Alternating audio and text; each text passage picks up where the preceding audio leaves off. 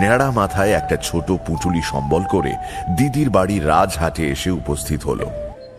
মরণ, মরে গিয়ে ছেলে পাঠিয়ে তত্ত্ব করেছেন, যত সব ঝঞ্ঝাট। মেজ বউ হেমাঙ্গিনী শহরের মেয়ে। তিনি দাস দাসী রেখে লোকজন খাইয়ে জাঁক জমকে থাকতে ভালোবাসেন। আজ বেলা ৩টে সাড়ে ৩টের সময় হেমাঙ্গিনী এ বাড়িতে এসে উপস্থিত হলেন।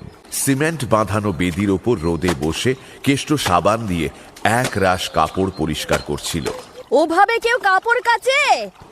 ছেলেটি কে দিদি? মুখের ভাব তো তোমারই মতো দিদি।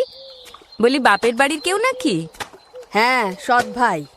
ওরে ও কেষ্ট, তোর মেজ দিদিকে একটা প্রণাম কর না রে। কি অসভ্য ছেলে বাবা, গুরুজনকে একটা নমস্কার করতে হয়, তাও কি তোর মা শিখিয়ে দিয়ে মরেনি রে? থাক থাক থাক, হয়েছে ভাই, চিরজীবী হও। কেষ্ট অবাক হয়ে হেমাঙ্গিনীর মুখের দিকে তাকিয়ে রইল।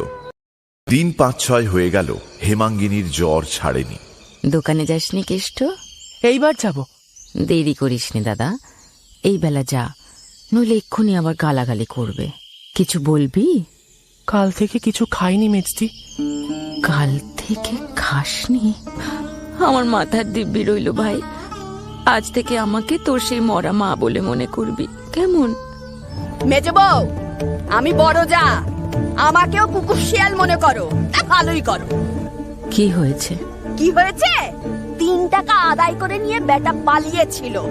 আরো দুটো সলা পরামর্শ দাও, তাহলে সিন্দুক ভাঙতে শীত কাটতেও শিখবে। মেজ বৌমা, তোমার শেখানোর গুণেই ও আমার টাকা চুরি করে তোমার ভালোর জন্য কোন একটা ঠাকুরের পুজো দিয়ে প্রসাদ এনেছে। এই নাও। বদমাইশ, চোর! আমি তোকে চুরি করতে শিখিয়ে দিয়েছি? কতদিন তোকে আমার বাড়িতে ঢুকতে বারণ করেছি, কতবার তোকে তাড়িয়ে দিয়েছি। আমার তো মনে হচ্ছে তুই চুরির মতলবেই যখন তখন এসে উকি মেরে দেখতিস। কেমন করে জানবো মেজ বউ তুমি ওকে বাড়ি ঢুকতে বারণ করেছো? ও বলে বেড়ায় মেজদি আমাকে মায়ের চেয়ে ভালোবাসে। টাকা ৩টে চুরি করে কোথা থেকে দুটো ফুল টুল কুড়িয়ে এনেছে। হেমাঙ্গিনী নিজের ঘরের ভেতর সমস্ত জানালা বন্ধ করে দিয়ে কাঠের মূর্তির মতো বসেছিলেন চুপ করে। উমা! কি মা?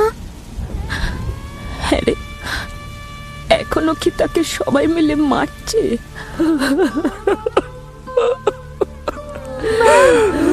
ও মা, কাঁদছো কেন মা? ও মা, ওঠো। বেলা ২-৩টের সময় হঠাৎ কাঁপুনি দিয়ে তার ভয়ানক জ্বর এলো। মা জ্বরে অজ্ঞান হয়ে আছে। হ্যাঁ, সে কি রে? আজ ৩-৪ দিন জ্বর ছিল না তো? কেষ্টকে আশ্রয় দাও, নইলে জ্বর আমার সারবে না। মা দুর্গা আমাকে কিছুতে মাফ করবেন না। আচ্ছা আচ্ছা আচ্ছা, তুমি একটু শান্ত হও হেম, শরীরটা তো আরো খারাপ হয়ে যাবে। দেবে?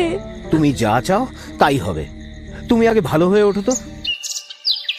কেষ্ট, বসো না মেজদি, বসো বসো। আর তো বসবো না, আয় আমার সঙ্গে।